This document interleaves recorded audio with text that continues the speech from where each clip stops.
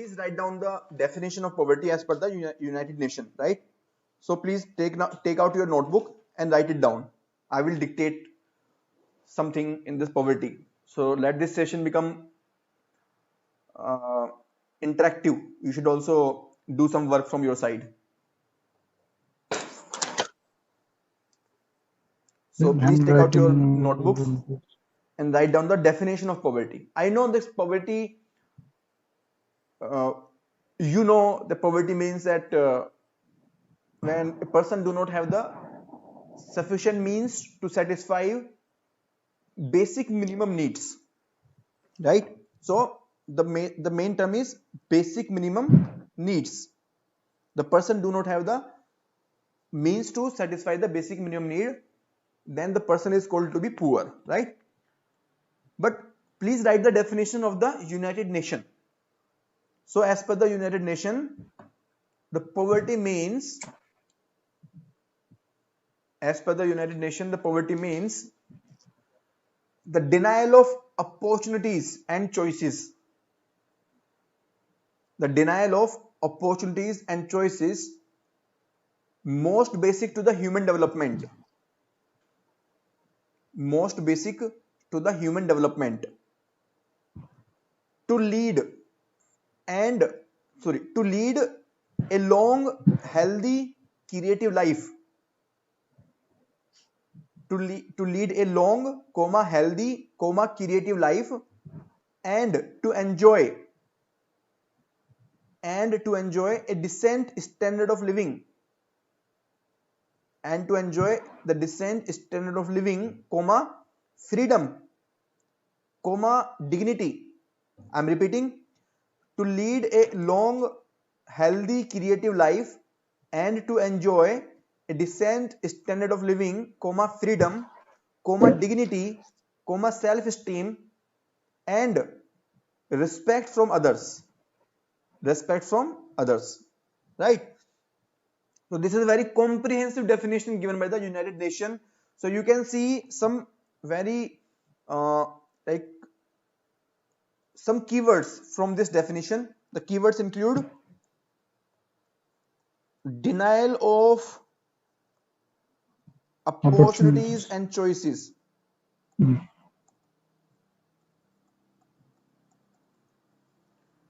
Opportunities, that people don't have the opportunities and they don't have the choices. The people like you and me are having many opportunities, are having many choices as far as food is concerned, cloth is concerned, place to live, which education to follow, right? And those people who don't have these opportunities and don't have choices, which are most basic to the human development, most basic, right? So most basic मतलब कपड़ा, रोटी कपड़ा मकान.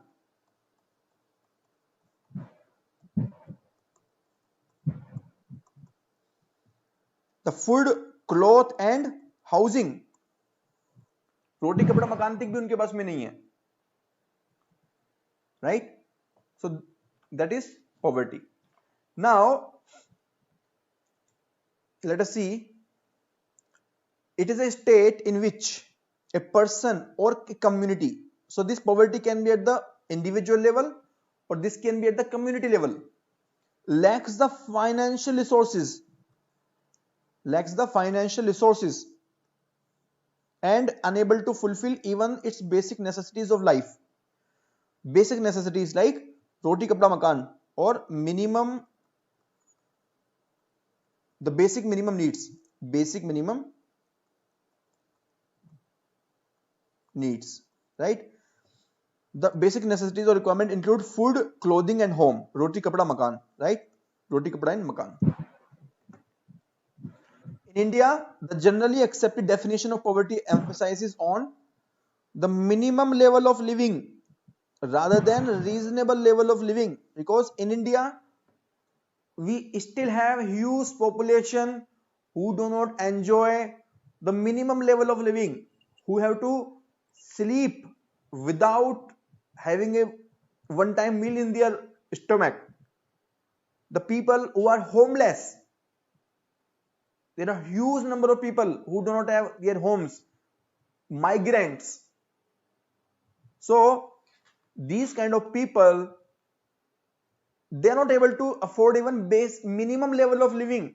Leave apart reasonable level. Reasonable level can include the living standard of a middle class.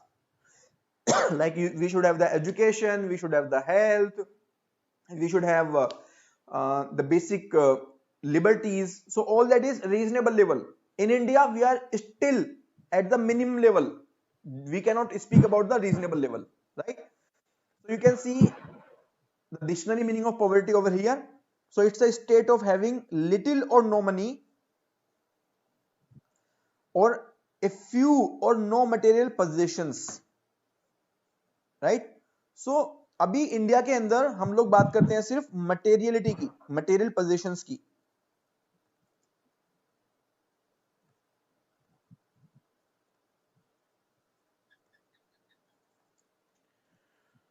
Now who calculates poverty? Who calculates poverty? So if we talk about poverty, previously when planning commission was existing, it used to estimate the poverty based on the data given by the National Sample Survey Office, NSSO, and which provided the data based upon the monthly per capita consumption expenditure.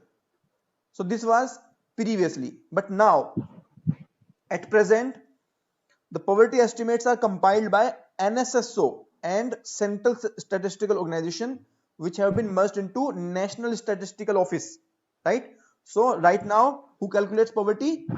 NSO, National Statistical Office. National Statistical Office. So this National Statistical Office is basically the merged organization. So earlier there were two organizations, CSO and NSSO. Now these two organizations have been merged into NSO, National Statistical Office, and this actually estimates the poverty as of now, and this comes under the Ministry of Statistics and the program implementation. So from the examination point of view, this is important that this is part of the Ministry of Statistics and the program implementation. So you can see this data. This data is of the state level, and this data belongs to the 2015-16. So at the state level, you can see those states with this orange color, they are having 40+% of poverty. So there are primarily three states: UP, MP, and Bihar, and also this Jharkhand also, right? So UP, MP, Bihar, and Jharkhand, these are the four states where poverty is more than 40%. Then below, like between 30 and 40, there are many states, again North Indian states only. We have Rajasthan, we have this Odisha, we have Chhattisgarh, we have in the northeast we have Assam. So these are the states with poverty of 30% to 40%. The states between 20 to 30, they include this Gujarat, right? And rest of the states, all these hilly states and these southern states including Maharashtra, Goa, all of these are having the poverty of less than 20. That means their status is far better. So we can see the poverty is primarily widespread in the central and the North India, right? So central and the North Indian, they are the hubs of the poverty in India.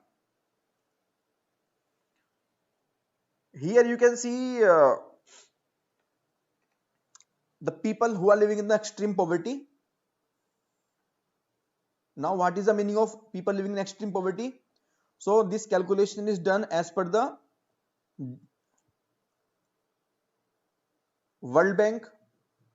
So World Bank says if a person is not able to if a person is not able to have the income of $1.9 per day,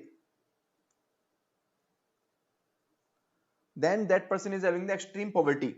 So as per this figure, in India in 2016 we had 125 million people under extreme poverty. 125 million, right? And we expected this report which was given by the Brookings, this expected that this poverty should come down to below 3% till 2020, till 2022.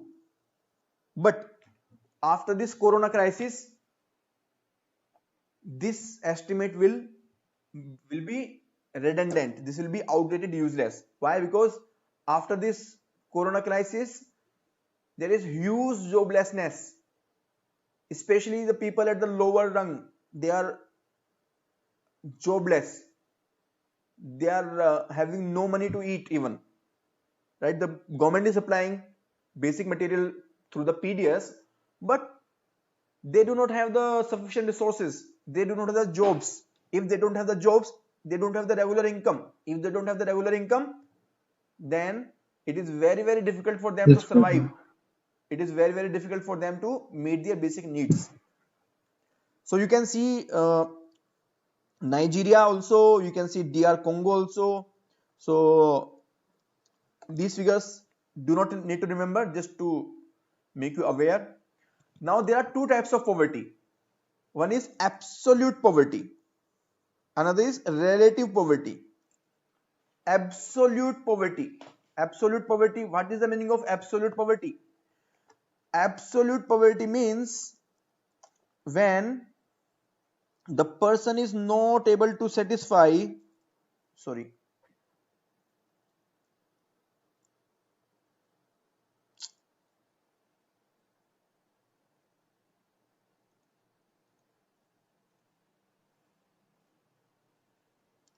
when the person is not able to satisfy basic minimum need, right? So it is talking about food, safe drinking water, sanitation, shelter, health, education, information. So when there is severe deprivation and the basic minimum needs are not satisfied, then it is called absolute poverty. Absolute means the person even struggles for the survival as a human being, and this is very, very dangerous for the country, for the humanity, because it can lead to the civil wars, it can lead to the different crimes also. Relative poverty means when the income of a person is less than the average per capita income in the country, right? So country की जो average per capita income है, अगर किसी person की income उससे कम है, so that person is called relatively poor person, right? So this relative poverty is basically in comparison to someone else. That means in comparison to someone who is having the per capita income at least equal to the average per capita income of the country, right? So अगर average per capita income पूरे country की 1 lakh rupees है per annum और आपकी income 80,000 rupees है, तो even if you are able to satisfy your basic minimum need, even if you are not absolutely poor, but you are relatively poor, you are relatively poor, right? So a person may be relatively poor but may not be absolutely poor, right? So basically what does this relative poverty reflect? It reflects the percentage of population who have been left behind in the race of economic growth, right? So if we talk about India, in 1991 we opened our economy and there were huge economic reforms going on in the country. After those reforms, there are section of society which whose income has increased so much. The rich people are becoming rich, and there are section of society who are becoming further poor. So poor are becoming poor. Agriculture sector has been lagged behind. Services sector has really done very well, and service sector has very low job generation capacity. इसका मतलब service sector के अंदर सिर्फ गिने चुने लोगों को ही पैसा मिलता है, गिने चुने लोगों को ही इनकम होती है. तो आप देखोगे the people are earning crores of rupees in the service sector, and in the agriculture sector the people are struggling to earn thousands of rupees. So this inequality of income is at a very large scale in India, right? So in India we have high level of inequality, and this is basically one of the concept which will help us in the measurement of poverty line. Sorry, in the measurement of absolute poverty.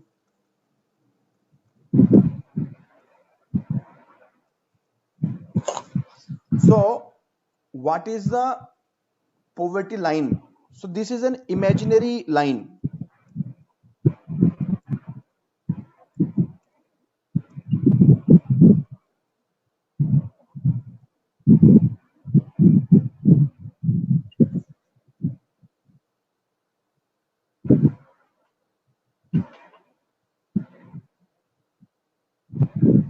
So what is the poverty line? This is an imaginary line.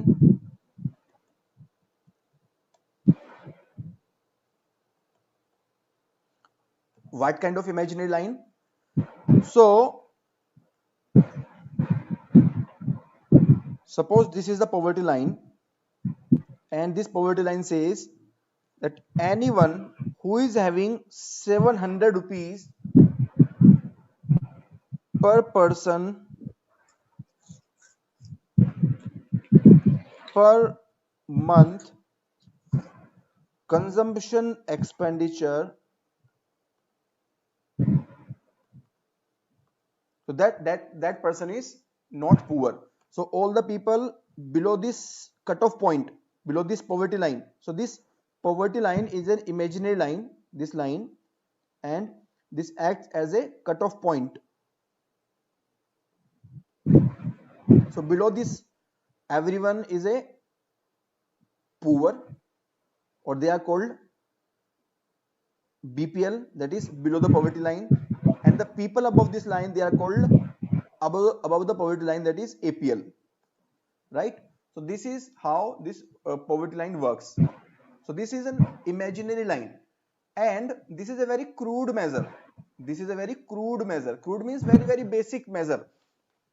This tells us a broad idea about how much is the level of poverty in the country, right? So you just write a line about this poverty line in your notebook. Write the definition of the poverty line. What is the definition of the poverty line? So poverty line means per capita monetary requirement. Per capita monetary requirement that a person needs to afford. That a person needs to afford the basic minimum goods and services. That a person needs to afford the basic minimum goods and services, right? So if suppose we say a person requires certain level of food, certain level of water, some health, and so on. So this is the basket of expenditure. Basket of consumption expenditure. When the person goes to the market to buy all these items, the price paid to buy all these items, that is consumption expenditure, right? So if this consumption expenditure is up to like less than 700, then this is falling under the BPL, and if it is above 700, then it is falling in the APL, above the poverty line.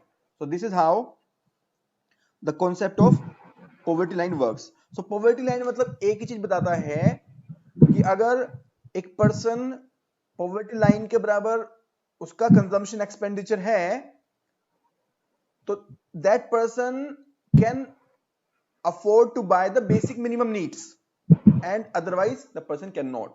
Now you will ask a question, sir, why we are taking the consumption expenditure? Why not income? Why not income? So here I would like to ask the question from you, why not income? So who would like to tell why we are not taking as why we are not taking the income? We are considering the expenditure, not the income. हमें income लेनी चाहिए ना, अगर हमें if we want to know whether the person is poor or not, we should take the income. Why expenditure? This is the question.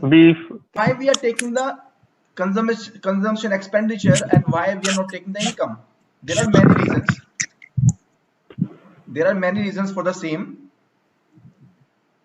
So the reasons include, the first reason is that there are many dependent people. There are many dependent people. So for example, children, students, they do not have any income, है ना? So you can take yourself, if you are not working somewhere, you are dependent on your parents. So you can take your own example. You can take your own example. You are a dependent person on your parents. You are not earning any income, but you are not poor. Are you getting? You are not poor. You are not poor, and you are dependent. You are not earning any income. Still, you are not poor, right? So there are many dependent people, even if they do not have any income. Secondly, there can be many people, even though their income is less, but they can consume from after taking the loan, or maybe from their own savings, है ना? So for example, you join some employment, and after some time you decide that okay, I want to leave this job, and now I want to prepare for the higher studies. Maybe I want to prepare for the civil service exam. So now whatever money I have saved from my job, I will use that money to spend on my consumption expenditure during my preparation for the civil service. So you are not poor. You are not poor. You are consuming. You, even if you don't have the income during the time of civil service preparation, but you are consuming from your own savings, or maybe you are taking some loan, right? So many people, they take the loan from the bank, and they go for the foreign studies, they go for the higher studies. So even if they don't have the income, still they are not poor, right?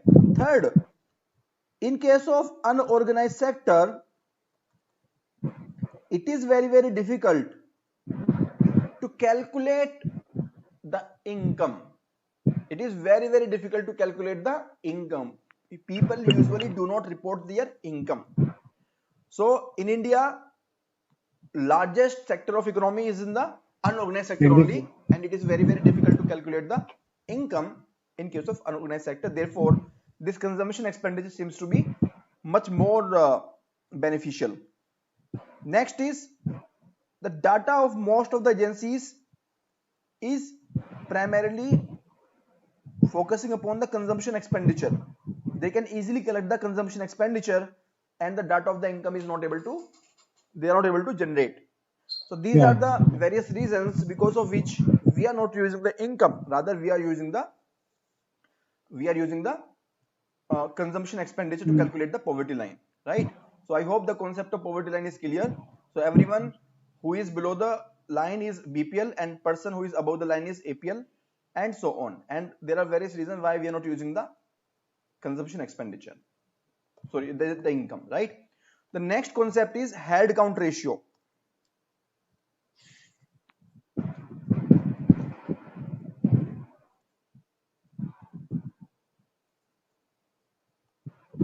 Head count ratio.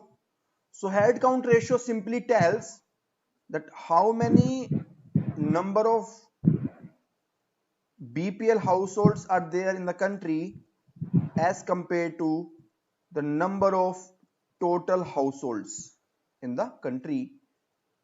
So it tells the percentage of people or percentage of household who cannot afford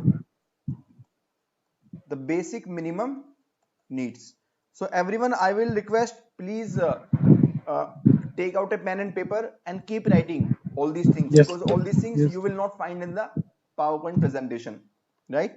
So percentage of household who cannot afford the basic minimum needs. So this head count ratio, it actually tells, head count ratio actually tells incidence of poverty. So if you hear the term incidence of poverty, this incidence of poverty basically means head count ratio only, or this is also called as the magnitude of poverty.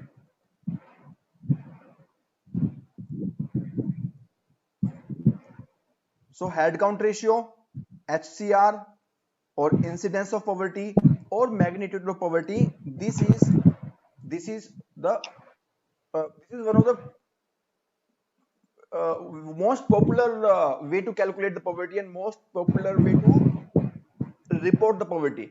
So when we say 32% people in the rural areas are poor, we are basically representing the head count ratio only. So this head count ratio is one of the primary measure which is reported in the newspapers also, head count ratio, and you will come across this term very frequently in the newspapers, head count ratio.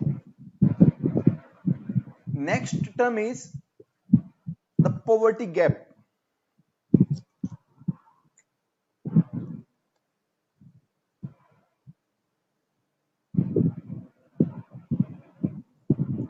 So what is poverty gap? So this is the poverty line. Suppose this is the poverty line, 700 rupees per person per month. So please keep in mind, this poverty line is always per person per month, always per person per month, right? So this is the poverty line, and below this poverty line there are 2-3 people. One is Mr. A. Mr. A is having the income of 650. Mr. B is having the income of 600, and there is Mr. C who is having the income of 200, right? But all of them, if we see from the head count ratio, all of them are classified as a BPL.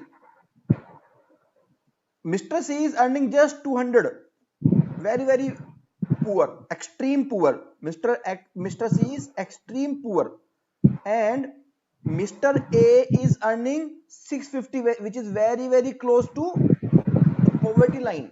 So the person who is very close to the poverty line and the person who is very farther away from the poverty line, both are classified as a BPL. So this BPL is not a very accurate way to tell that how many people are poor. It cannot differentiate between the extremely poor person and a person who just became the poor, or who can become above the poverty line by just getting 50 rupees extra per month, right? So this differentiation is made possible through with the help of the poverty gap.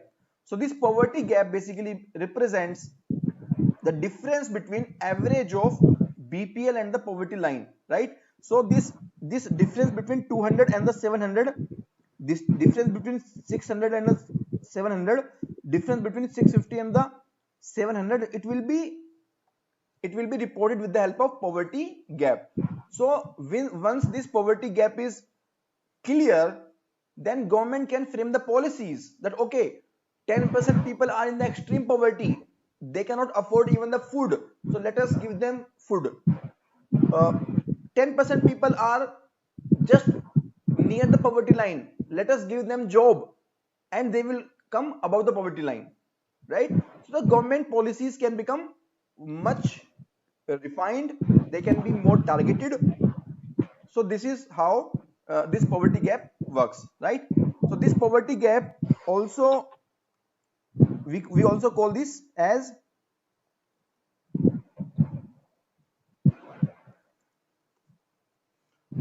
intensity of poverty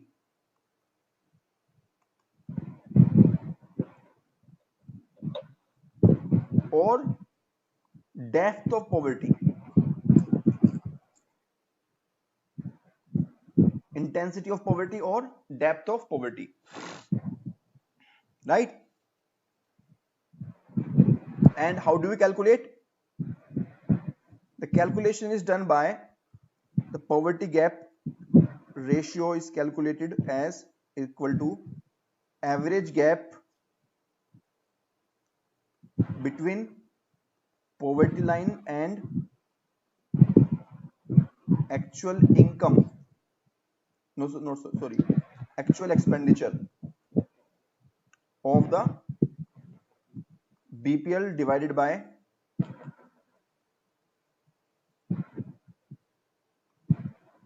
the poverty line. So this is poverty gap ratio.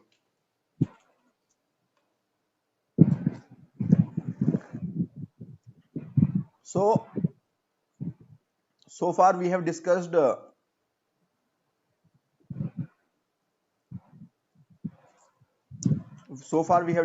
poverty line. We have discussed why we do not consider the income. We have discussed the head count ratio, and we have discussed the poverty gap, right? We have discussed the poverty gap.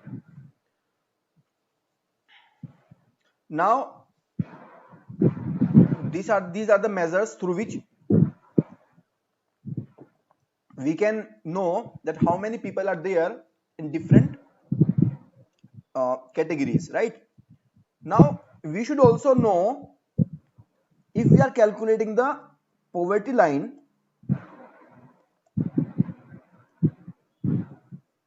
if we want to calculate the poverty line, first of all, how many days data we should consider, and which item of consumption should be taken into account, है ना? तो क्या हमें सिर्फ rice wheat लेना चाहिए, क्या हमें राइस व्हीट और पनीर भी लेना चाहिए, है ना? क्या वेदर पनीर और some or more nutritious item is part of the consumption expenditure or not? So which item should be considered? So this is called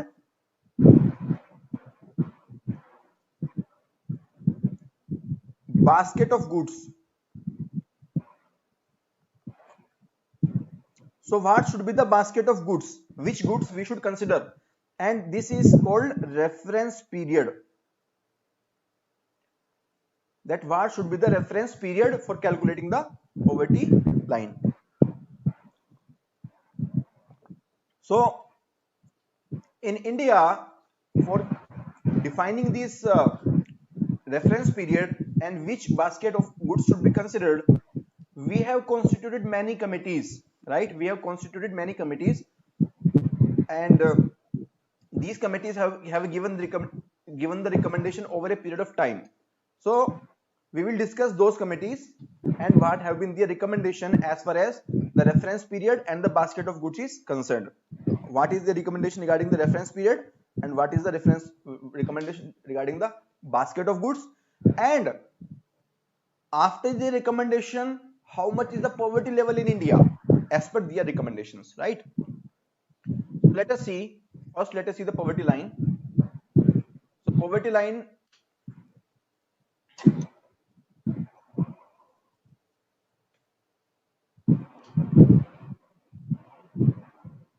it's the level of income to meet the minimum level of conditions. It is defined as the money value of goods and services needed to provide basic welfare to an individual, and it differs from one country to another. If we see at the global level, the World Bank has defined 1.9 US dollar as the daily income per person. If any person earns less than 1.9 dollar, then person is extremely poor. Extremely poor. And this is called as,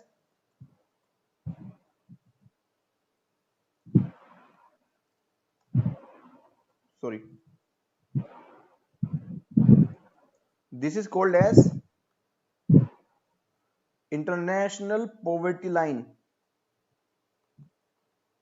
So international poverty line has been given by the World Bank. This has been given by the World Bank, and it is basically $1.9 per day per person, right? So there can be a question that which organization has given the international poverty line.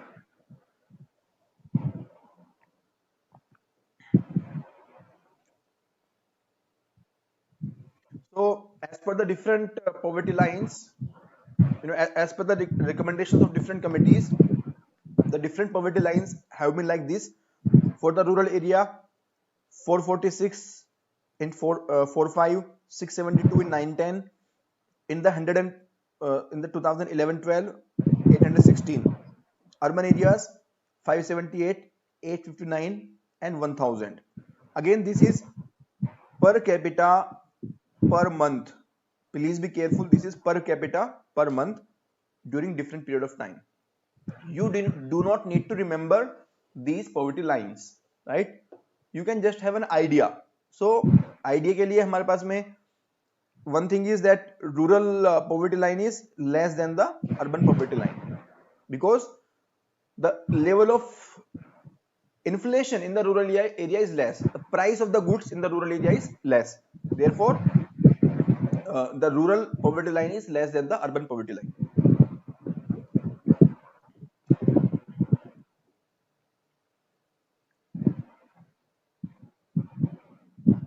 Now, this is the question of 1999. Please read this question and what should be the answer.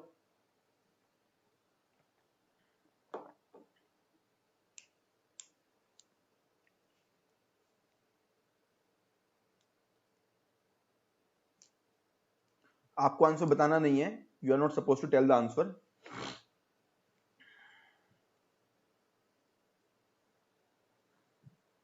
So, person below the poverty line in India are classified as such based on whether they are entitled to a minimum prescribed food basket, they get the work, so this is wrong. They belong to agricultural laborer, this is also wrong. Daily wages, this is also wrong. So answer is very simple. Option A, they are entitled to minimum prescribed food basket, right? So answer is A, option A. Head count ratio we just discussed. This is expressed as a number of poor people as a proportion of total population.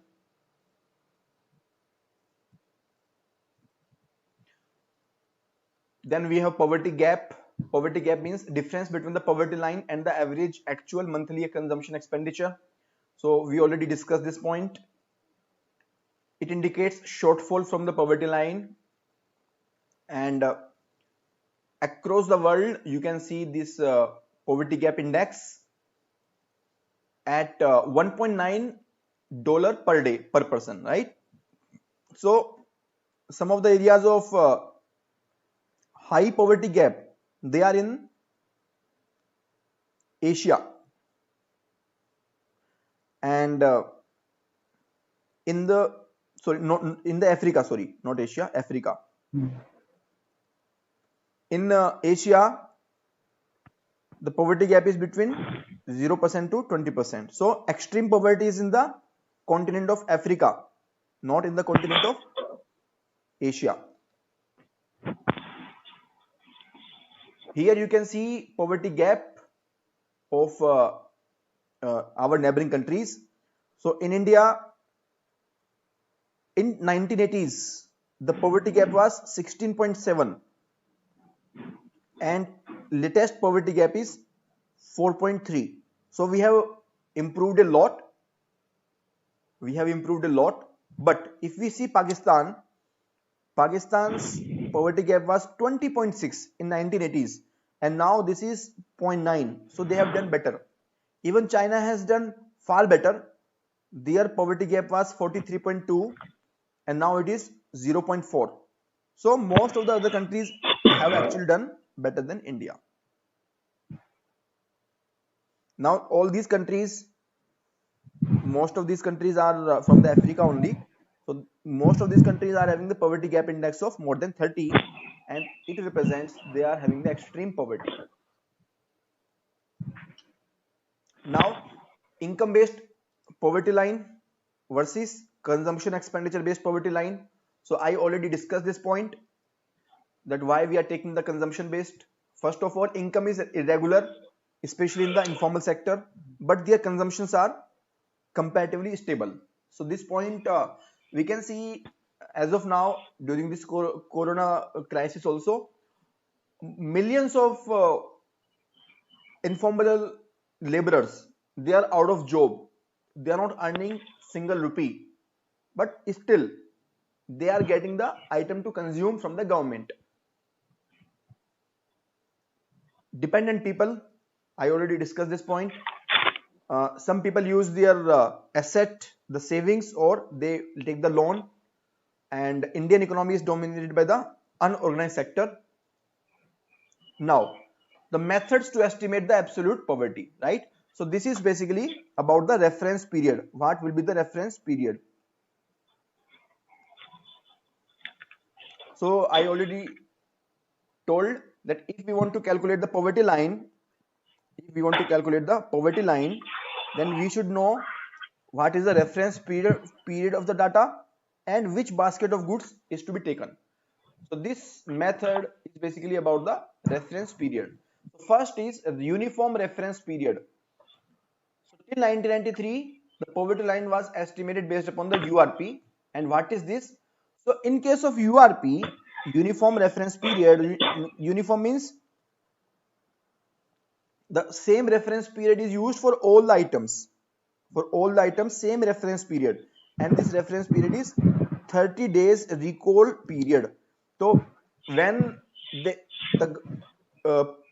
NSO is doing the survey in the market, in the among the citizens, they go to the people and they ask that how much was your expenditure during last 30 days on all the items of your expenditure, right? So this is uniform reference period, and this is very crude measure. This is very crude measure because this does not differentiate between the item of regular use and the item of irregular use. Next is mixed reference period. So mixed basically means it represent more than one reference period. 1993 onwards, we are using this MRP instead of URP. MRP takes into account consumption expenditure for 5 non-food item for 365 days. So जो item non food हैं उनका हम period लेके चलेंगे 365 days का, और जो food items हैं उनका हम पीरियड लेके चलेंगे 30 डेज का, राइट? सो 30 डेज का तो मोस्ट रिसेंट हो गया, और नॉन फूड का 365 days. Why we are taking 365 for the non food? Because the item like clothing, footwear, durable goods, education, institutional medical expenses, they are not incurred throughout the year, right? So if we consider the data of last 30 days, then we might miss the data of many of these items, because it is quite possible that person do not incur any expenditure during last 30 days on footwear, on clothing, on durable goods, on education, on institutional medical expenses. So Yeah. to make the data more realistic, this non-food item will be taken as the reference period of 365 days. Next is modified mixed reference period. So this has been modified further. So mixed reference period has been refined further. So in this case, we take 365 days for item of which are durable in nature. We take 7 days for the perishable items. For example, for edible oil, for eggs, fish and meat, vegetables. So most of these are the perishable items. And for other items, for remaining food items, for fuel and light, etc., we take 30 days, even for the rent, taxes, non-institutional medical, etc. So there are three period: 365 days, 7 days, and 30 days. So this is modified mixed reference period, MMRP, right? So it is being used in India since 2009-10, and Rangarajan committee has recommended this in 2014. We will discuss about Rangarajan committee. We will discuss in detail. Even World Bank also supported the idea of MMRP, because MMRP gives much more defined data. So if we see the difference between the three, if we use URP, then poverty estimate can be higher. Why? Because we might miss the expenditure on non-food items which was incurred prior to 30 days. If we use MRP, then poverty estimate will be less than URP, but it will be more than MMRP. So it is similarly, like in this case also, we might miss some expenditure, right? Poverty estimate will be lower than both URP and MRP in case of MMRP. So here it will be the lowest, because here we will get the exact data, or more accurate data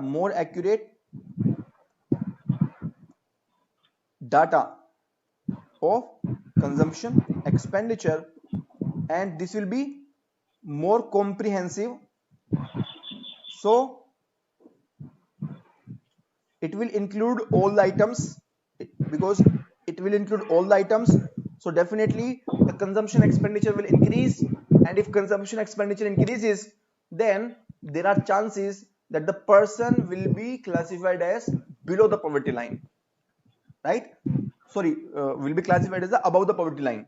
The person will be classified as the above the MMRP. poverty line. There are high chances the person will be classified as above the poverty line.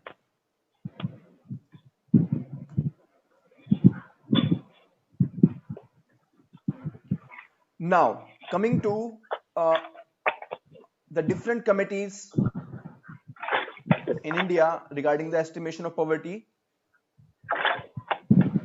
So in the pre-independence time, by gate mein go beta, please close the gate.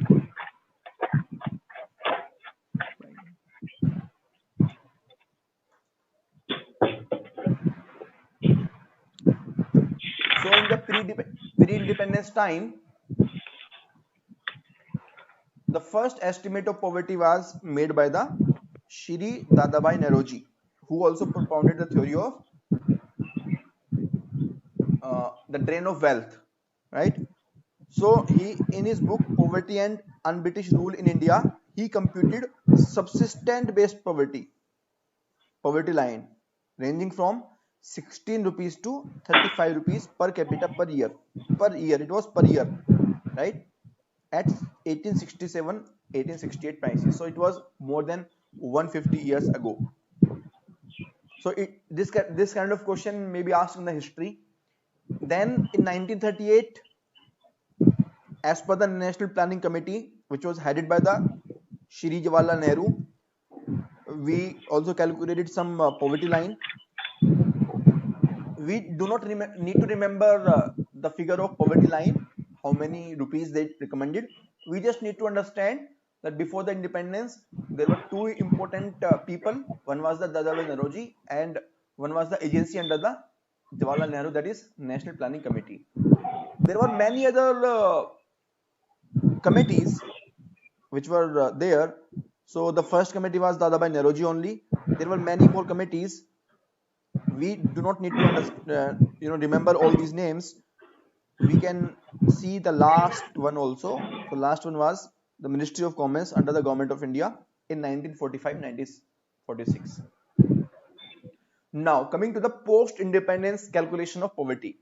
So post-independence, the primary committee was, one of the major primary committee was V.M. Dandekar and Rath Committee. So this is called Dandekar and Rath Committee, and they used the data of 1960-61 and they gave their report in 1971.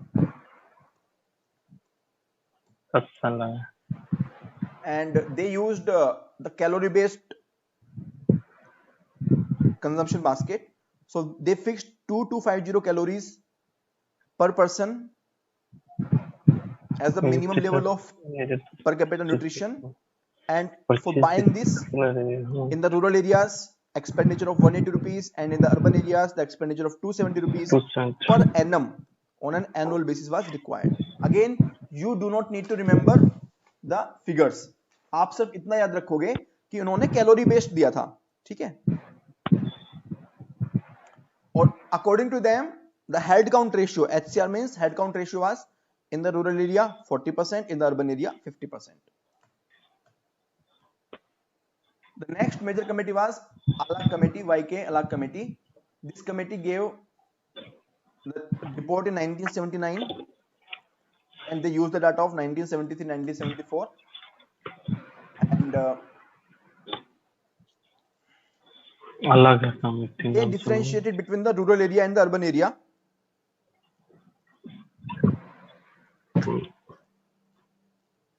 So based upon the recommendation of this committee, in India, for the first time, the calorie intake was used as the yardstick to fix the poverty line, right?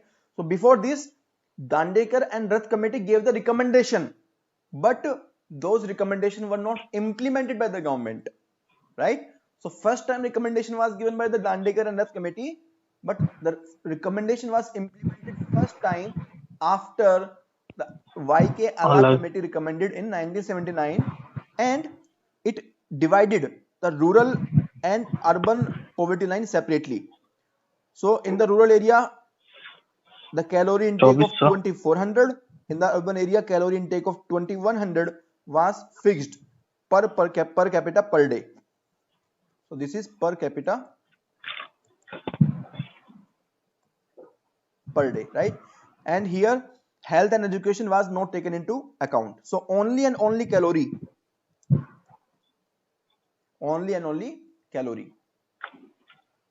was considered, right? So now why rural is high and why urban is low? Because in the rural area, the manual work is high, the use of labor, the physical work is more as compared to the urban area. So they need to consume more calories, right? So in the rural area, people use more labor force, more physical force basically. So they need to consume more calorie. That is why in the rural area, high per capita calorie were taken. But still, in the rural area, calories are more, but poverty line is comparatively low. Why? Because in the rural area, the prices of goods are low. Because the prices are low, therefore the consumption expenditure remains low. So the poverty line for the rural area is low as compared to the urban area. This point should be very clear to you, that even though the calorie intake is high in rural area, their poverty line can be low because of the low inflation in the rural area. The next committee was Lakadwala Committee. It also continued with the same recommendation, 2400 and 2100. and it also recommended the state specific poverty line, that different state can have different poverty line depending upon their own expenditure, on level of inflation. And for the first time, this committee talked about the inflation adjustment. This committee said that this poverty line should be regularly updated as per increase in the prices of goods, because if we do not consider the inflation, then there will be inaccurate reporting. So this committee for the first time talked about the inflation adjustment.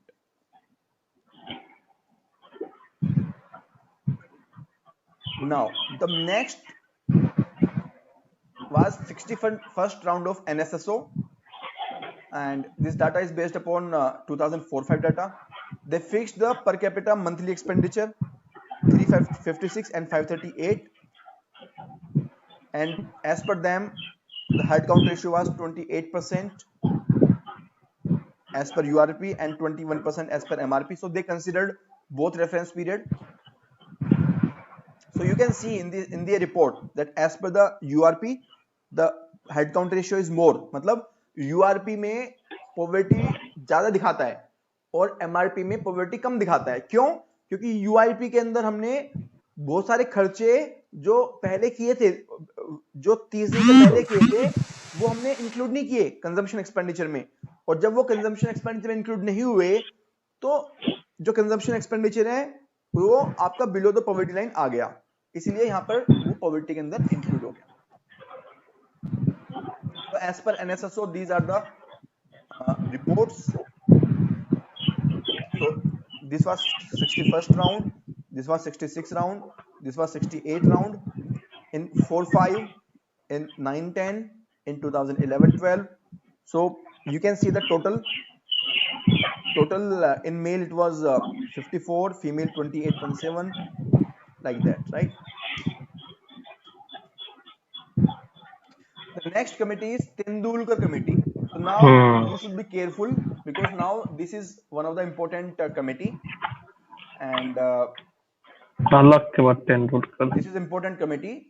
Even now we are using the Tendulkar committee recommendations. As of now, the poverty line is based upon the Tendulkar committee recommendation. Therefore, you should be very careful about this. Their data is based upon the 2004-5, and they gave their report in 2009.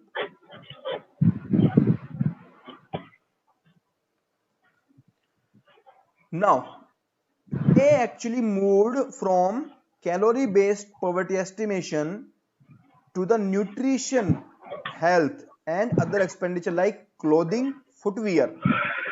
First time they introduced non-food item also, clothing, footwear. So this is very, very drastic change from the earlier committees.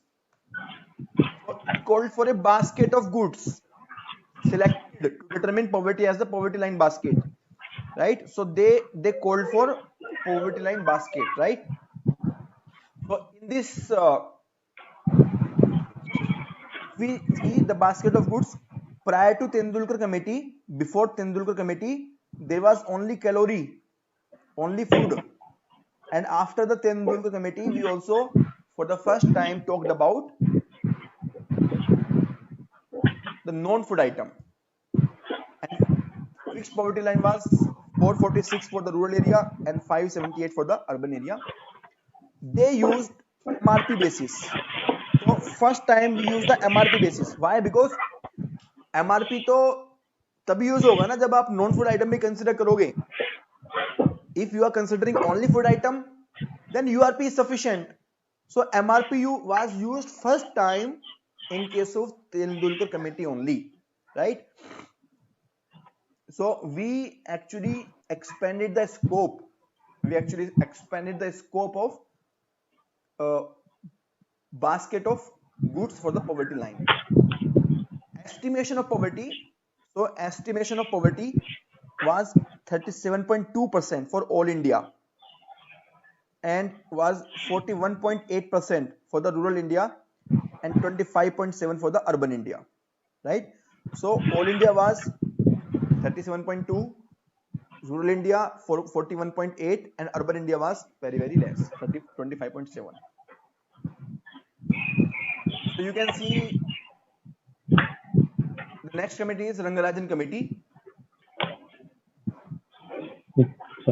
Rangarajan committee, they used the data of 2004-5 and they gave their report in 2014.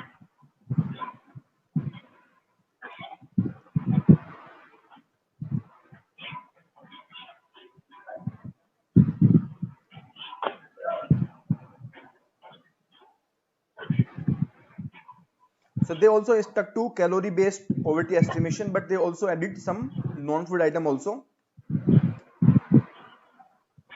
And for the first time, they talked about the monthly expenditure of a family of 5 rather than the individual, which was in existence before this committee. The poverty line was fixed at 972 for rural area and 1181 for the urban area. They used MMRP, mixed modified reference period, and their estimation of poverty was 29.5. Now, so just take 1 minute and read this comparison between the two committees.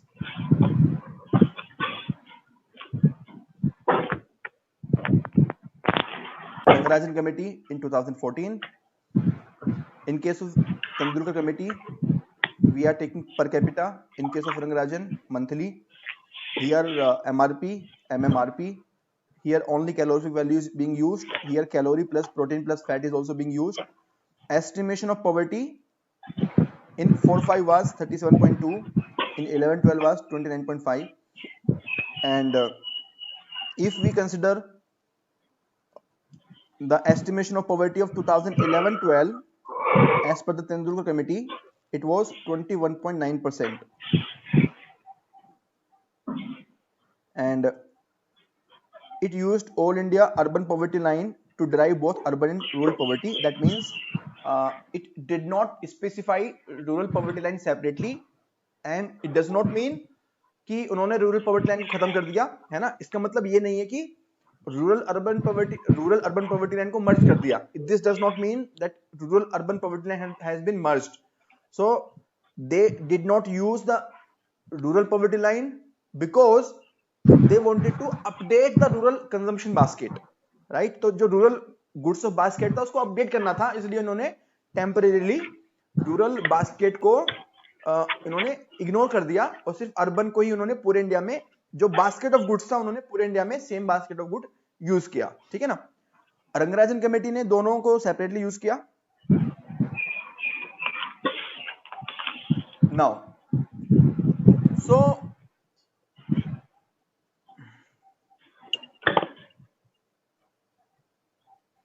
one thing you can see as per the Tendulkar committee and as per the Rangarajan committee, if we calculate the poverty as per the Tendulkar committee in 9-10, this was 29.8%.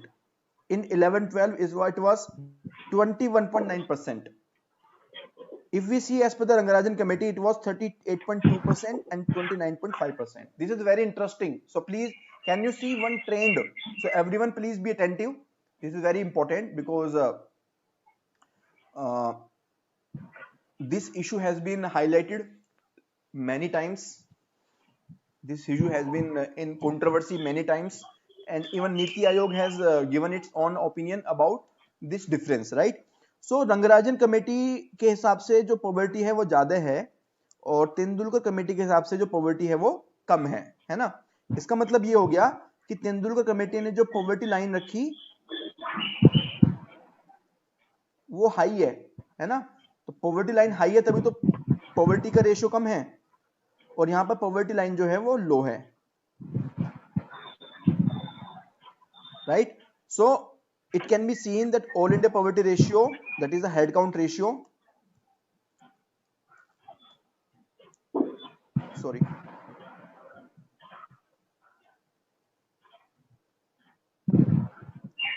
derived from the Rangarajan method is higher than derived from the Tendulkar method. So it was criticized, the Tendulkar committee was criticized that Tendulkar committee has underestimated the poverty.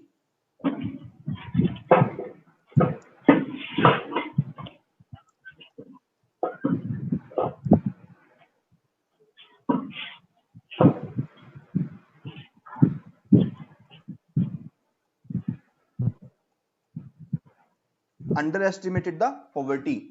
Tendulkar committee has underestimated the poverty, and it was criticized that when Rangarajan committee is telling that poverty is approximately 40% in 9-10, approximately 30% in 11-12, and here approximately 30% and approximately 20%. So there is a difference of approximately 10% between the two. So this difference can lead to many people being excluded from government benefit.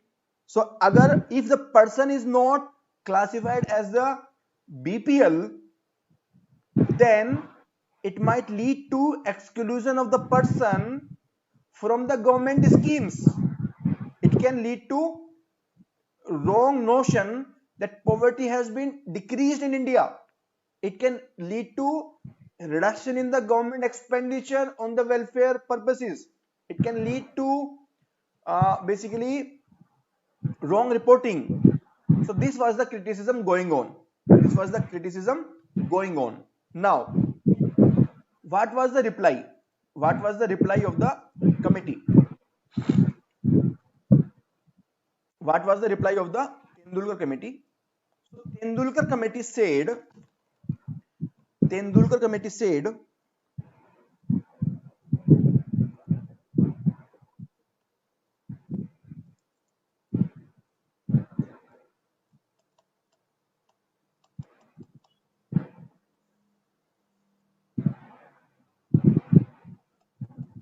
justification for keeping poverty estimates low. Why it has kept the poverty estimate as low? So Tendulkar committee said that there can be three possible purposes, three possible purpose of calculation of poverty line. मतलब हम poverty line calculate कर क्यों रहे हैं? तो वो तीन कारण की वजह से हो सकता है. तीन कारण हो सकते हैं कि हम poverty line क्यों कैलकुलेट कर रहे हैं या poverty ratio हम क्यों कैलकुलेट कर रहे हैं. पहला पर्पस हो सकता है identification of poor.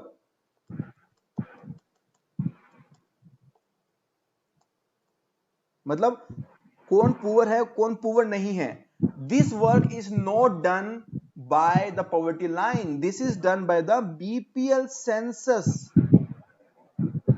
which is done by the state government. And as at present, this is socio-economic caste census of 2011, right? So identification, matlab if in a village there are 1,000 people, who among them are poor and who among them are not poor, how to identify? So for identifying that, we have the mechanism of BPL census. We do not identify them based upon the poverty line. We identify based upon the socio-economic caste census. Socio-economic caste census has its own criteria.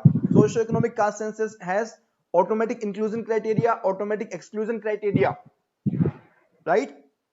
And some deprivation indicator. We will discuss about this socio-economic caste census after some time. But आपको सिर्फ ये जानना है कि जो ये poverty ratio है, poverty line है, इसका एक कौन पुअर है कौन पुअर नहीं है उसके पहचान से कोई मतलब नहीं है. ये प्रैक्टिकल चीज मैं आपको बता रहा हूं. आपको पुअर आइडेंटिफाई करना है तो आपको पॉवर्टी लाइन से उसका कोई संबंध नहीं है. आपका संबंध है तो बीपीएल सेंसस से, जो which is carried on by the state government. second point can be the allocation of expenditure.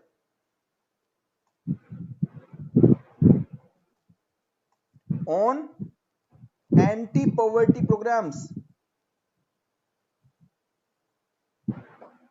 है ना। तो सेकंड पर्पस हो सकता है कि we use this data of poverty line, this poverty ratio for allocating the government expenditure on the anti-poverty programs. This can be the second purpose, but practically even this is not done. Practically even this is not done. Then you might ask, sir, if poverty line is not used for identifying that how the expenditure should be allocated on the anti-poverty program, then what is the basis? So there are multiple bases. There are multiple bases depending upon the government scheme. So for example, if it is the housing scheme, for example the Pradhan Mantri Awas Yojana, then they consider whether the person is having the house or not. They do not take whether the person is under BPL or not. If it is about MG Narega, the government actually considers whether the person is gainfully employed or not, right? So the allocation of expenditure is not done based upon the poverty line. It is based, the allocation is done in different scheme based upon different criteria. So different scheme have different criteria for as far as allocation is concerned, allocation of expenditure is concerned, right? So there is third purpose. Let us see what is the third purpose. So third purpose is tracking the changes, that is the ups and downs in the poverty level, tracking the changes in the poverty line, poverty level across time and region. मतलब पहले कितनी थी poverty, अभी कितनी poverty है ना, या उत्तर प्रदेश में कितनी पॉवर्टी पहले थी, अभी कितनी पॉवर्टी है, मध्य प्रदेश में कितनी है, how much is in the Maharashtra, how much in the Andhra Pradesh, how much in the northeast. So to compare the poverty in the different states, or to compare the poverty in the different time period, this is the main purpose of calculating the poverty line. This is the main purpose of basically calculating the head count ratio as far as the purpose of this Tendulkar committee is concerned, right? So now these are the three different purposes. It means in the first purpose we are not using Tendulkar committee data. In the second purpose we are not using the third Tendulkar committee data. We are using the data in the for the third purpose only, that is for identify changes in the overall poverty in India, right? So now Tendulkar committee said that we have kept the poverty line as high so that we can identify extreme poor people, extremely poor people, so that we can identify extremely poor people, right? So by keeping the poverty line high, right, we can actually identify the extremely poor people. We can identify the extremely poor people. So if the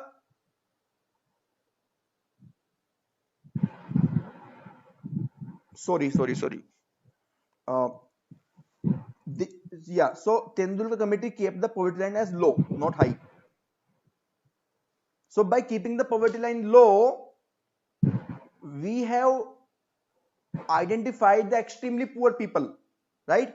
So if the person cannot afford even the consumption expenditure of even low poverty line, that is an extremely poor person, and government can focus upon these extremely poor people. This is the purpose, that government is able to make some schemes for them, right? So government should focus upon the extremely poor people. So that is the ultimate purpose, that our policies, our direction of the budget overall government thinking that should be in the direction of focusing upon the extremely poor people, and not just for calculating the poverty and to decide that okay, our poverty is less or more, right? So objective is to identify the level of extreme poverty in India and accordingly refine our policy making. Therefore, this Tendulkar committee estimate can be justified even if it gives the low figure of poverty ratio, right? So this is very crucial thing. You will come across many places that this criticism of Tendulkar committee. I have discussed with you all these things. If you have any doubt, you can ask me now.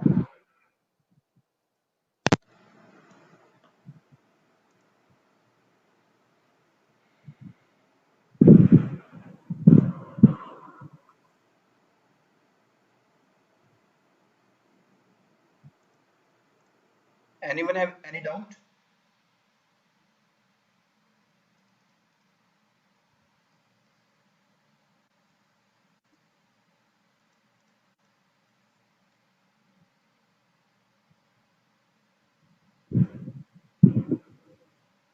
Anyone any doubt?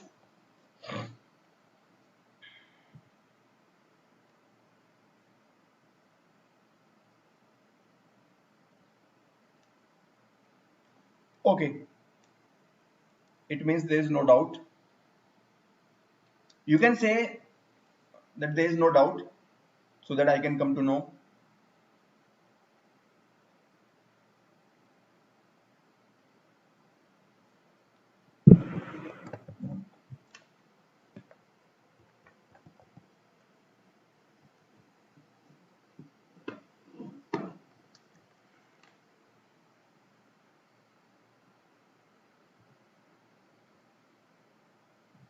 So Surajit, Manish, No, Meena, sir, it's okay. clear? Everyone clear? Okay, sir. Okay. Yes, sir. Yes. Okay good good. This is very important point. मैं आपको बताना चाहता हूँ mains में भी इसका question आ चुका है ऑलरेडी. GS2 के अंदर, GS3 के अंदर ऑलरेडी इसके ऊपर क्वेश्चन आ चुका है. This controversy between the poverty line, है ना. और ये मैंने जो डिस्कस किया है, I have taken the report of NITI Aayog, है ना. तो नीति आयोग के बेसिस पर मैंने ये डिस्कशन जो भी मैंने किया है वो किया है, ठीक है ना.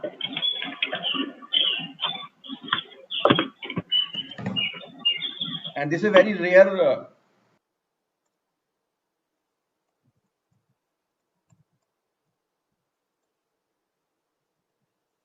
About relative poverty. So in case of relative poverty, we are basically comparing the actual income of a person versus the average national per capita income, right? So this is based upon the income, not based upon the consumption expenditure, right? So absolute poverty we are calculating based upon the consumption expenditure. Relative poverty we are calculating based upon the income. So relative poverty we can calculate based upon the income, not upon the consumption expenditure.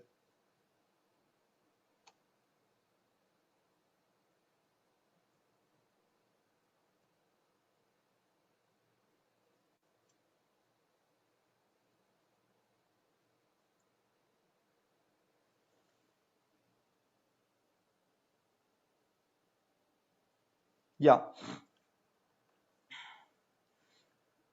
So if average national income is 1 lakh rupees in India, and the people who are earning less than 1 lakh rupees, they are relatively poor, and the people who are earning more than 1 lakh rupees, they are not relatively poor. So this is the primary difference between the relative poverty and the absolute poverty, right?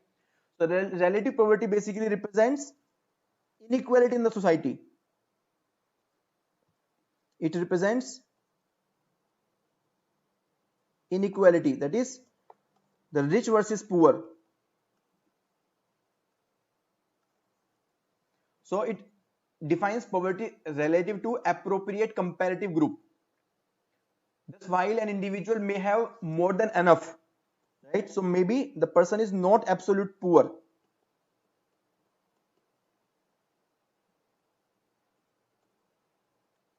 To sustain life, it is very, if it is very low compared to the rest of the community, so we are taking rest of the community as the comparative group. So comparative group matlab rest of the community, the individual would be viewed as being in poverty. So uh, like you are students, so you are relatively poor, so you are not earning anything, you are consuming, you are not absolute poor, but you are relatively poor. On the basis of, on this basis we have various economic categories of people. We have high income group, middle income group, lower income group, right? So we have different groups.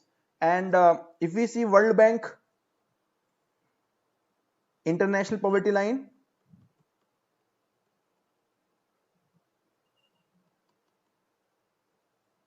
these three higher, middle and lower income groups.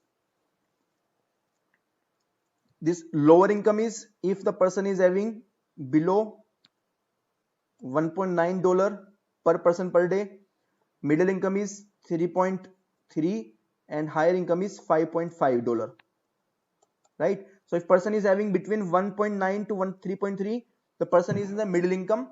If the person is having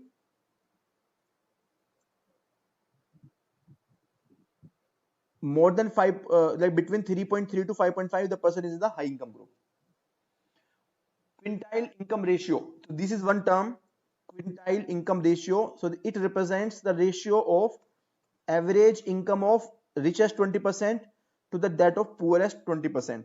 So suppose the average income of richest 20% is 20 crore and the average income of uh, poorest is poorest 20% is suppose 1 crore. Accordingly we can calculate the ratio and this will be representing the inequality.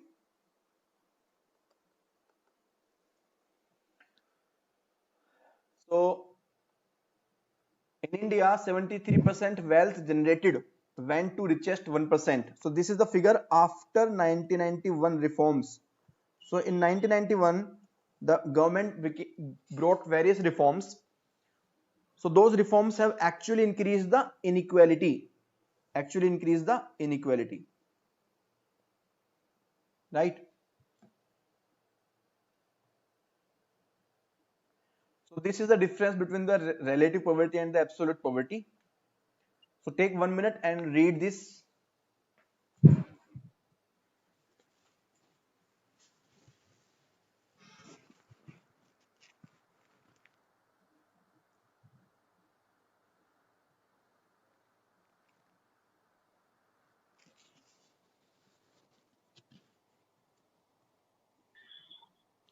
Police has not been seen, sir.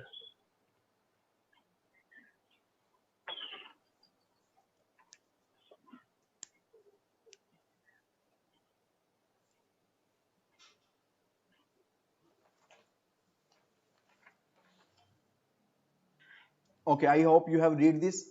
So in this slide you will find two new terms, Lorentz curve and Gini coefficient. So we will discuss these two terms. So basically relative poverty can be calculated with the help of Lorentz curve and Gini coefficient. So what are these two terms? Let us see. First of all, Lorentz curve. So this curve basically, you can see this curve. Suppose this is A, this is B, this is C and this is D, right? This line of 45 degree, this line of 45 degree represents perfect equality.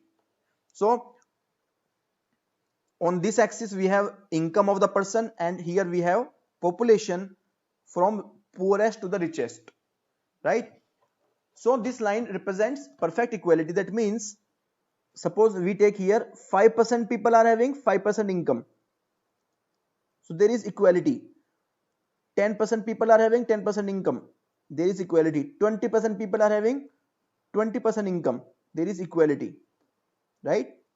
So the comparison of percentage of population to the percentage of income is being done.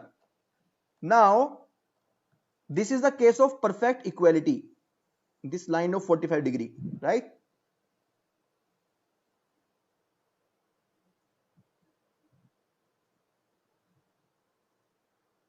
So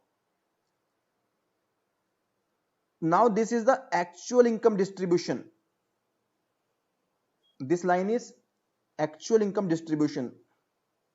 So in this line you can see, suppose this is 30% population, the income is just around 7-8%.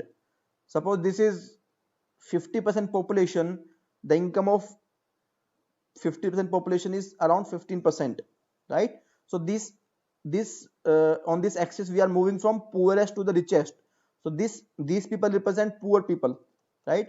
So income of 50% of the poor people is approximately 15% of the total national income. तो अगर पूरे India में 50% poor people की income सिर्फ 15% of the national income है ना. Similarly here, suppose 70% of the population of India, the income is almost suppose 40% है ना. So this represents inequality. So this curve, in this curve we can see this line which is in the second half of the curve, right? This line is the actual income distribution, and this gap is the inequality gap. This gap is the inequality gap. और जितना gap ये बड़ा होगा, यानी कि जितनी line actual distribution की वो दूर होगी परफेक्ट इक्वालिटी से, उतना ही इनइक्वालिटी ज्यादा है, right? So this yellow filling, this represents inequality gap. So this is inequality, right? So this curve actually represents how much is the inequality. So जितना ये कर्व बड़ा होगा, जितना ये लाइन दूर होगी, उतना ही ज्यादा आपका पॉवर्टी होगी, right? So the Lorenz curve shows the proportion of income earned by any given percentage of population, right? So here we can see percentage of income earned by 20%, earned by 70%, 100%, so on.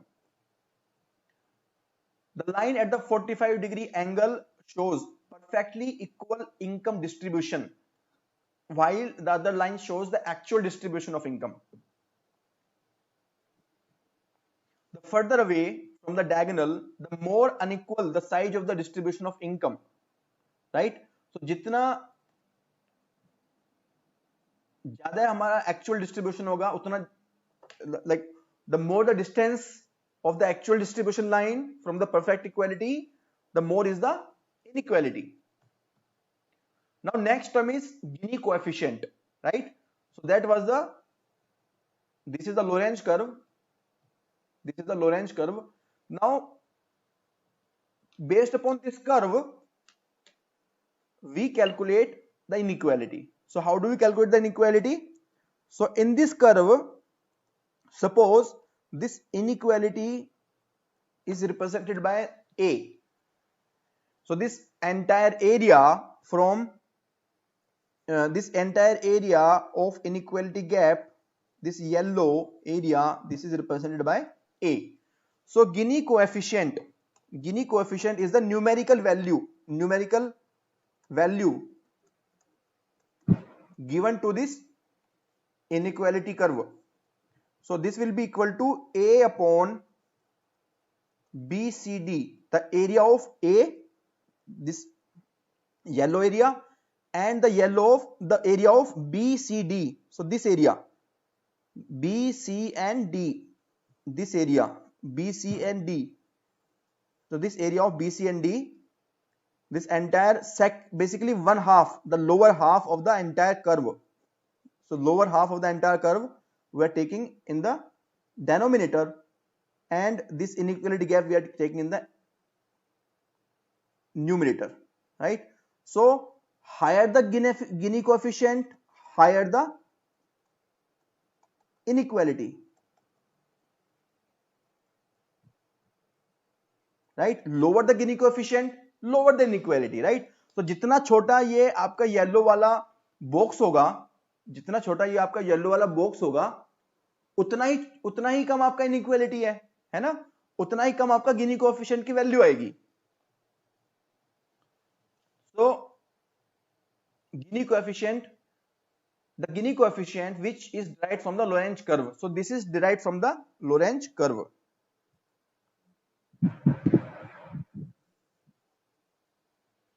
It measures the degree of income inequality in the country by calculating the ratio of area between the diagonal, that is the line of equality, and the Lorentz curve divided by, so A is divided by area of half of the square in which the curve lies, that is BCD. So A divided by BCD. It measures the degree of income inequality. So it gives the numerical figure to the inequality. It can vary from 0. So if 0 इसका मतलब perfect equality, if it is 1 that means it is perfect unequal. So 0 means everyone is having same income in the country, and 1 means everyone is having unequal income in the country. A Gini coefficient of 0 means that everyone has the same income, while the coefficient of 1 represents a single individual receiving all the income.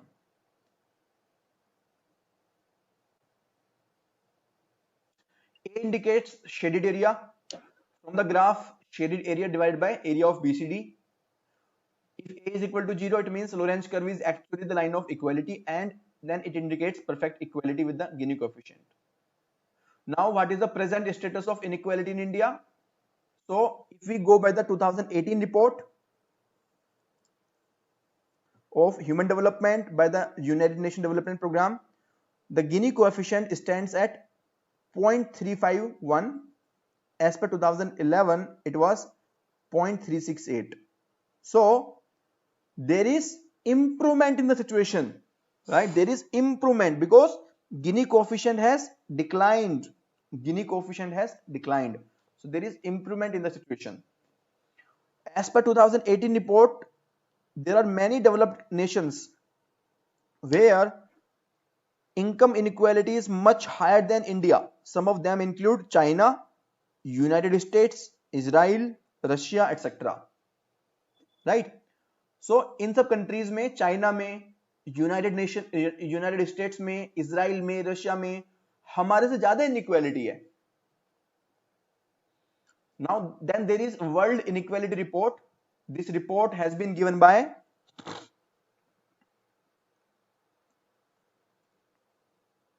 World Inequality Lab, which is based in Paris. So you should remember this name. And it has indicated that inequality is lowest in the Europe and highest in the Middle East. Income inequality has increased rapidly in North America, India, China, and Russia, and has grown moderately in Europe. So in the Europe, inequality is least. It is the data. In the sub-Saharan Africa and in the Middle East, income inequality has remained relatively stable but extremely high level. So सहारा में, सब सहारा में और middle east में extremely high है. Brazil is an exception where the inequality has declined. In India, from 1980 onwards, bottom 50% population has income share less than 15%, है ना? तो bottom 15% जो population है,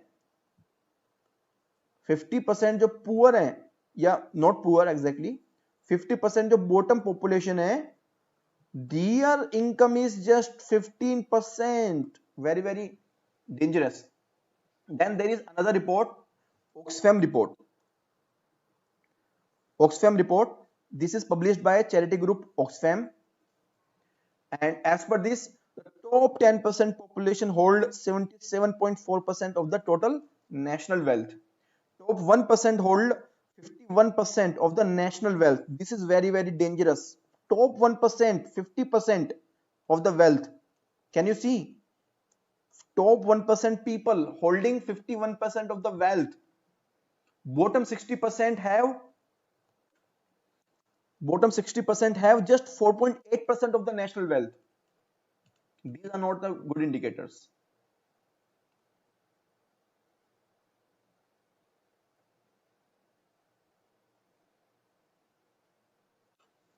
So please solve this question.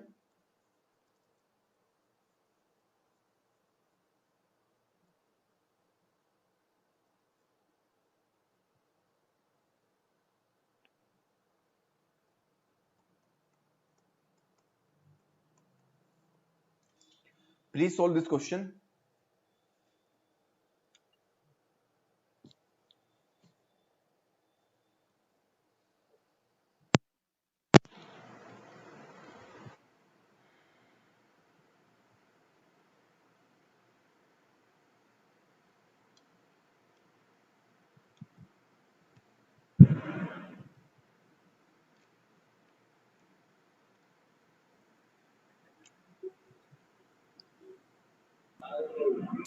So option D, sir. So option C. Okay.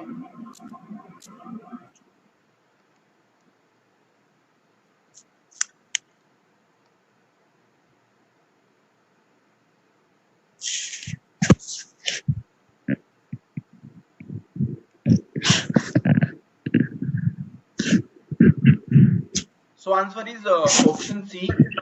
Higher Gini coefficient indicates the failure of redistributive policies of the state. So option A, it helps in identifying the ratio of people below the poverty line. That is basically head count ratio, है ना? Option B, for India, Gini coefficient is increasing. No, this is decreasing. We just saw the report. And option C, higher Gini coefficient indicates the failure of redistributive policy. Yes. So answer is option C. Now this is the BPL census in the rural area. How we identify the poor people in the rural area. So I told you earlier that poor people are not identified with the poverty line. They are identified with some BPL census. So this BPL census is done by the conducted under the Ministry of Rural Development, right? So Ministry of Rural Development lays down the criteria, and definitely the identification is done by the state government only. So BPL census is conducted under the Ministry of Rural Development. In the first census was done in 1992, second and third 97, 90, 2002. In 2008, NC Saxena Committee gave its report, and it recommended that we should adopt the method of automatic inclusion and automatic exclusion. The percentage of people entitled to BPL status should be revised to at least 50%, and there should be proportionate increase in the state level estimate also.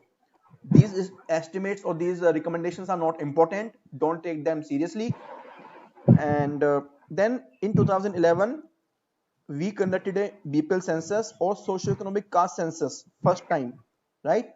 And in this socioeconomic caste census, we gave some automatic inclusion criteria. So you can see automatic inclusion criteria and automatic exclusion criteria.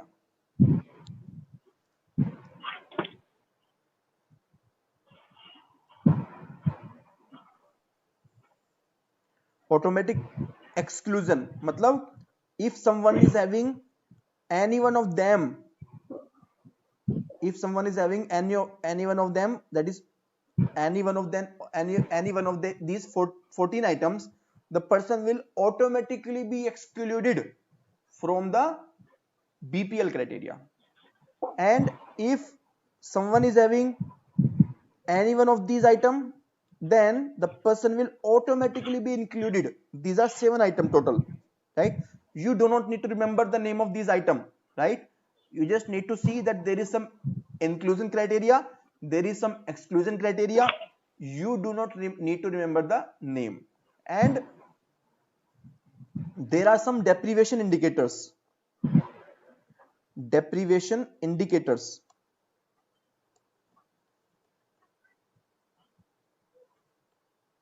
These deprivation indicators, for example, whether the household is kacha or it is with wall or roof, whether the adult are literate, whether the status is SC or ST, whether the person is landless, all these deprivation indicators are there, and the score is given for these deprivation indicator between 0 to 12, and this score, like how much the people with how much score should be included, that decision is taken by the state government.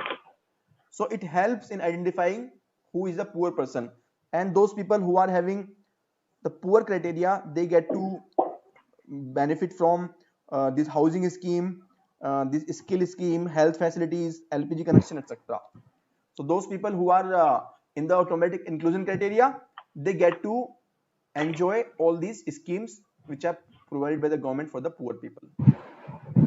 This is some data you can see later on. In the urban area, for the urban area in 2012, the Ministry of Housing and Urban Poverty Alleviation, it appointed a committee, SR Hasim Committee, and it also recommended automatic inclusion, automatic exclusion, and scoring index, which is nothing but the socio-economic caste census only. But this recommendation was not implemented separately. So we have conducted socio-economic caste census, and this Hashim Committee recommendations have not been taken out separately. These are the Hashim Committee recommendations, not important. Then there is multidimensional poverty index. So all these things I have given in your handout, and I think I have not sent the handout yet, so I will mail you the handout today. I think rest of the things you should cover from the handout, because all those things are factual. You can cover from there, right? Now I want to focus upon some conceptual areas in the unemployment chapter, right? So I want to discuss those things. So these are very factual things you should read on your own. There are a couple of other concepts which I can discuss. One is this Engel's law, right? This Engel's law. This Engel's law basically says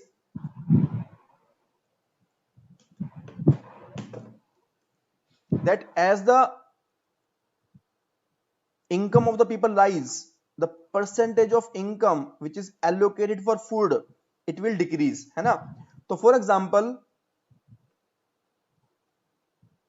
income and food expenditure. For example, income of a person is 3,000 rupees and food expenditure is 1,500. So how much is the share of food expenditure?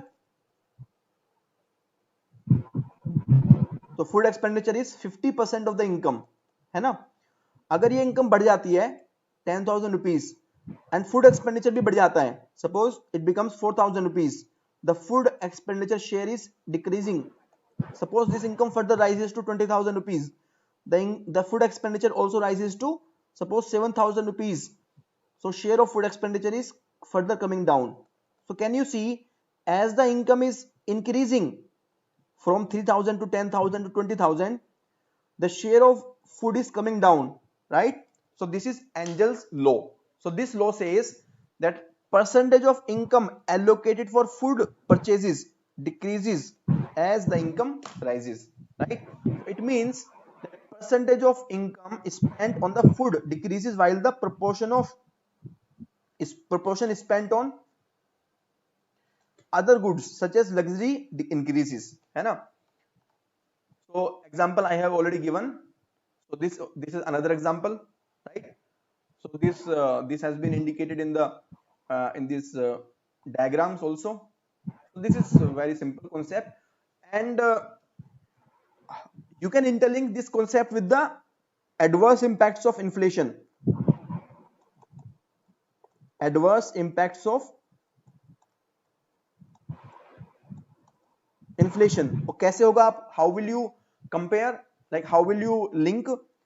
So we always say that inflation is not good for poor people,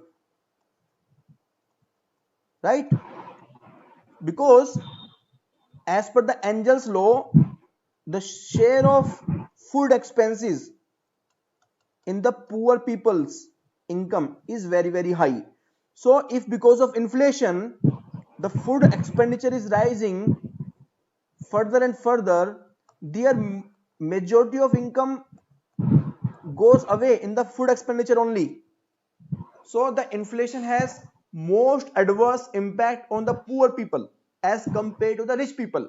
Rich people can bear the inflation, they can manage the inflation because their food expenditure will not increase suddenly because their income is already high. So even if there is food inflation, still they can manage. But for the poor, the inflation is very difficult to manage. Now next concept is Kuznets curve. So Kuznets curve says, so it was developed by Simon Kuznets, and it says in the developing economy, initially the inequality will increase, and with increase in growth, inequality will come down. So this is the Kuznets curve. So this is in this, here you can say per capita income. Per capita income basically means the citizen per citizen income, right? So national income divided by estimated population, that is per capita income. And in the developing economies, the income inequality is increasing, and there will be a point where it will stagnate and then it will start coming down. So inequality will decrease as the development increases. This is the assertion by the Kuznets curve. However, we can see, as we already discussed the data, in some countries like USA, Russia, this is not happening. In some countries like Europe, this is correct. So this theory may not be 100% true. Then there are some questions I have already given in the handouts. You should practice from there.